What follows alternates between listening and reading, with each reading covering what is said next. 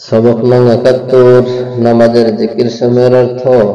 কামা সাল্লাইতা, যেমন আপনি রহমত নাজিল করেছেন, আলা ইব্রাহিম, ইব্রাহিম আলাইহিস সালামের উপর, ওয়া আলা আলি ইব্রাহিম, ইব্রাহিম আলাইহিস সালাম এর বংশধরগণের উপর।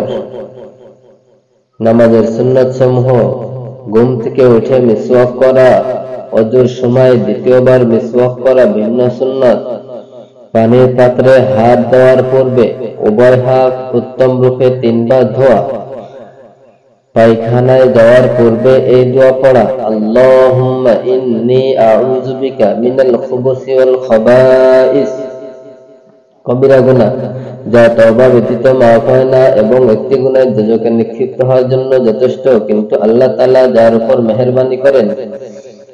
বিনা ওযরে নামাজ কাজা করা, বালকদের সাথে অপকর্ম করা, আল্লাহর রহমত হতে নৈরাশ হওয়া, আল্লাহ তাআলার সত্তা রহমান ও রহিম। গুনাহ যত বড় বেশি হোক না কেন, তওবা করলে আল্লাহ তাআলা মাফ করে দেন। সুতরাং কাল বিলম্ব না করে তওবা করা কর্তব্য। গুনাহের ক্ষতিসমূহ যা দুনিয়াতে ঘটে থাকে,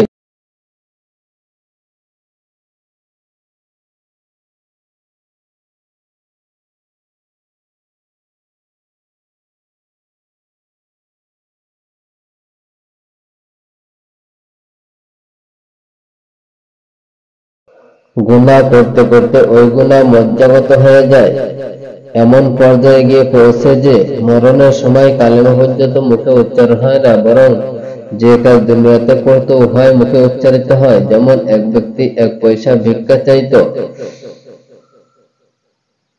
মৃত্যুর সময় কালেমার পরিবর্তে ওই 1 পয়সা ভিক্ষা চাওয়ার বাক্য মুখে আসলো ও মরে গেল। নাউজুবিল্লাহ। আল্লাহ তাআলার রহমত হতে নৈরাশ্য এসে যায়, এজন্য তওবা করে না এবং তওবাহীন অবস্থায় মৃত্যু হয়। এক ব্যক্তিকে মৃত্যুর সময় কালিমা পড়ার জন্য বলা হলে সে বলল, এই কালিমায় কি হবে? আমি তো কখনোই নামাজই পড়ি নাই। তারপর মৃত্যুবরণ করল। নাউজুবিল্লাহ। কলবে কালো দাগ পড়ে যায়, যা তওবা দ্বারা দূর করা হয়, অন্যথায় বাড়তেই থাকে, যে কারণে হকের কবুল করার যোগ্যতা খতম হয়ে যায়। নেক কাজের ফায়দা যা দুনিয়াতে পাওয়া যায়। কিছু কিছু নেকি ও ইবাদতের বরকতে হাজত পূরণ সহায়তা হয়। যত সালাতুল হাজত পড়ে দোয়া করলে আল্লাহ তাআলা বান্দার হাজত বা ঠেকা উদ্ধার করেন, অভাব পূরণ করেন। ঈমান ও নেক আমলের বরকতে আল্লাহ তাআলা বান্দার সহায়ক ও সাহায্যকারী হন। যারা ঈমান কবুল করেছে এবং নেক আমল করে, তাদের দিল মজবুত ও শক্তিশালী রাখার জন্য আল্লাহ পাক ফেরেশতাগণকে নির্দেশ দান করেন।